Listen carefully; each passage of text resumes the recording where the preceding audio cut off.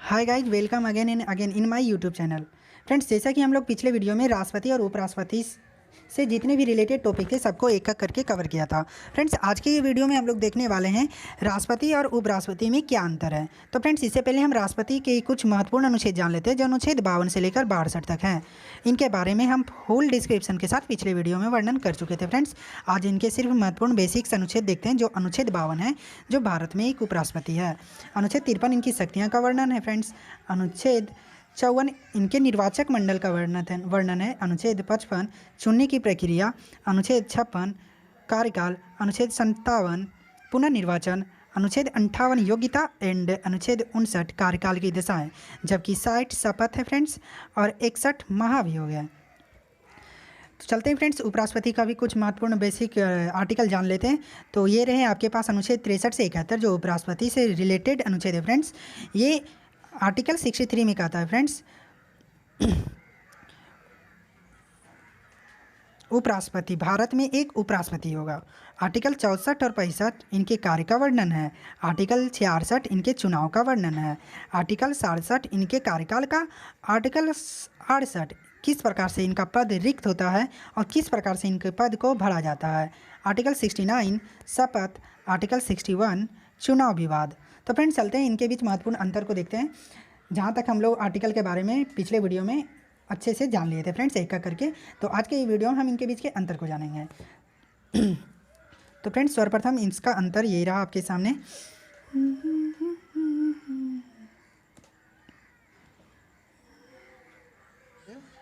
ये है हमारा उपराष्ट्रपति, ये सेकंड अंतर है फ्रेंड्स।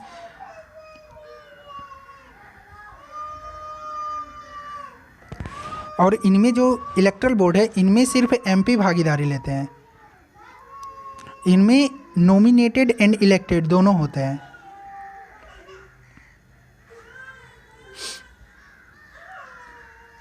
नॉमिनेटेड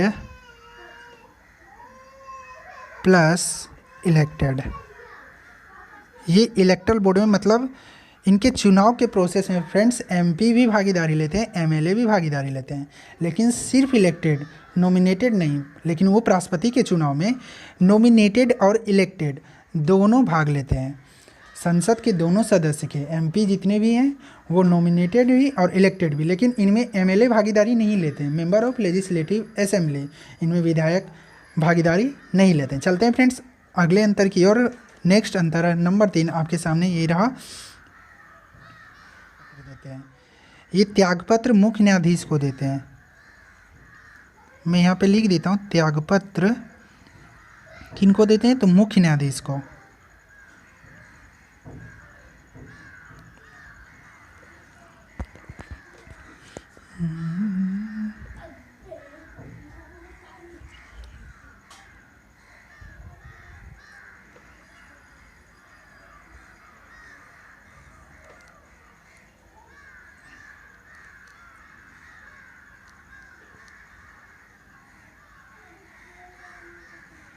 अब उपराष्ट्रपति जी त्यागपत्र किसको देते हैं फ्रेंड्स, तो ये राष्ट्रपति जी को त्यागपत्र देते हैं।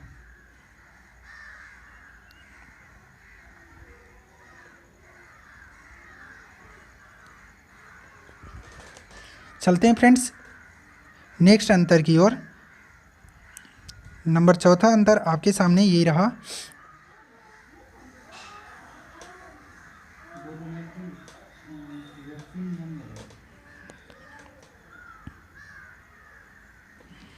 जबकि ये उपराष्ट्रपति जी मेंबर ऑफ राज्यसभा के होते हैं। किस कैसे होते हैं फ्रेंड्स, इसका वर्णन हम लोग पिछले वीडियो में कर चुके हैं।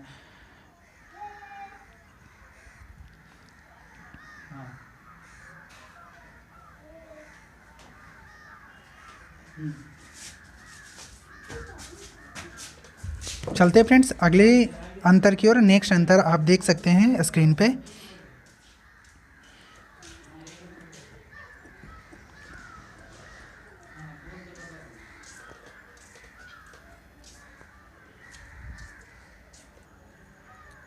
नंबर 5वां अंतर आपके स्क्रीन पे यह है फ्रेंड्स। ये रहे राष्ट्रपति जी का, ये रहे उपराष्ट्रपति जी का।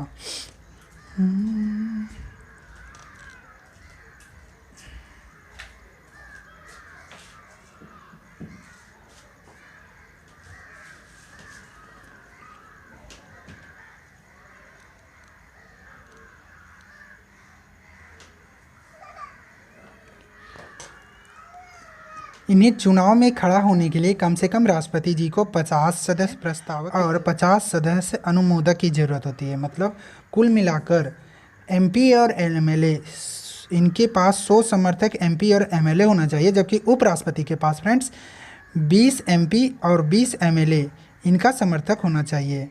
यही रहे इन दोनों के बीच अंतर। चलते हैं फ्रेंड्स अगले अंतर की ओर, अगले अंतर देखते हैं।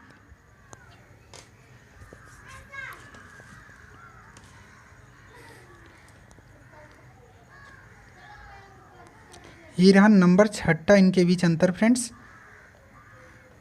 इन्हें हटाने के लिए राष्ट्रपति जी को, यदि ये संविधान का उल्लंघन करे तो इन्हें हटाने के लिए औपचारिक महाभियोग की ज़रूरत होती है। औपचारिक महाभियोग की ज़रूरत होती है, जबकि उपराष्ट्रपति जी को हटाने में साधारण महाभियोग की ज़रूरत होती है। अब ये औपचारिक महाभियोग क्या है और साधारण महाभियोग क्या है फ्रेंड्स, हम लोग पिछले वीडियो में हम इनके बारे में अच्छे से जान चुके थे।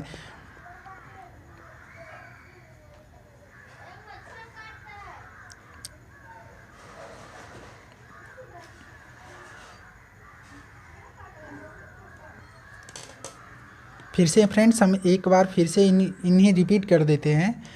तो फ्रेंड्स राष्ट्रपति जी को हटाने के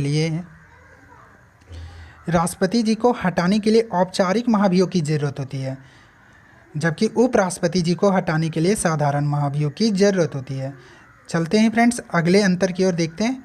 राष्ट्रपति जी के निर्वाचन में 50 सदस्य प्रस्तावक और 50 सदस्य अनुमोदक की ज़रूरत होती है। मतलब इन्हें चुनाव लड़ने के लिए सबसे पहले 50 सदस्य प्रस्तावक और 50 सदस्य अनुमोदक की ज़रूरत होती है। यानी कि टोटल सब मिलाकर कितना हो गया फ्रेंड्स, सब मिलाकर 100 एमपी या 100 एमएलए का समर्थक होना चाहिए।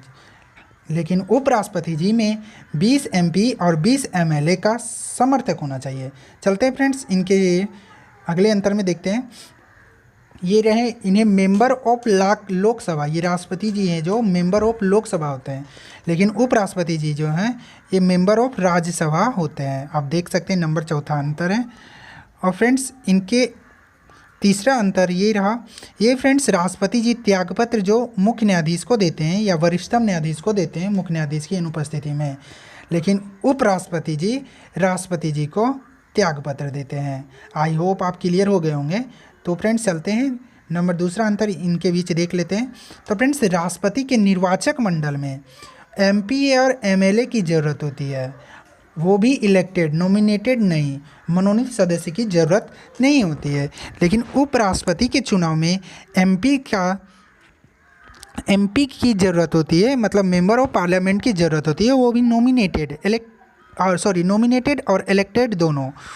और राष्ट्रपति में नॉमिनेटेड नहीं होता, ये ध्यान में रख ले फ्रेंड्स। और फिर नंबर फर्स्ट अंतर है फ्रेंड्स, राष्ट्रपति का पद जो है ब्रिटेन के संविधान से लिया गया है, आप देख सकते हैं, लेकिन उपराष्ट्रपति का पद यूएसए के संविधान से लिया गया। और इनके बीच समानता क्या होती है फ्रेंड्स, आप देख सकते हैं ये जो समानता है इनके बीच। तो फ्रेंड्स इन दोनों का चुनाव है ना एकल संक्रमणीय मत पद्धति और समानुपातिक प्रणाली के द्वारा होता है, समानुपातिक प्रतिनिधित्व प्रणाली के आधार पर होता है।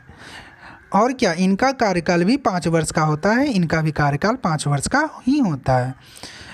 ये लोकसभा के सदस्य होते हैं, लेकिन उपराष्ट्रपति जी राज्यसभा के सदस्य होते हैं। और क्या, इनके बीच समानता आप देख सकते हैं फ्रेंड्स, कम से कम दोनों कोई भी चुनाव लड़ने के लिए दोनों का उम्र 35 वर्ष का होना चाहिए। और अधिकतम इन दोनों के बीच कोई आयु सीमा तय नहीं की गई है। और इनके बीच क्या समानता हो सकती है फ्रेंड्स, तो आप देख सकते हैं इनकी जो चुनाव की प्रक्रिया होती है दोनों का सेम होती है और दोनों में पुनः निर्वाचन होती है। ये आर्टिकल 57 में पुनः निर्वाचन की बात कही गई है, हालांकि उपराष्ट्रपति के कार्य में ही पुनः निर्वाचन की बात की गई है। तो ये है फ्रेंड्स आज का टॉपिक। अगर आपको मेरा लेक्चर पसंद आए तो वीडियो को लाइक कर दें, शेयर कर दें और सब्सक्राइब कर दें। आज के लिए इतना ही, धन्यवाद, bye bye and take care.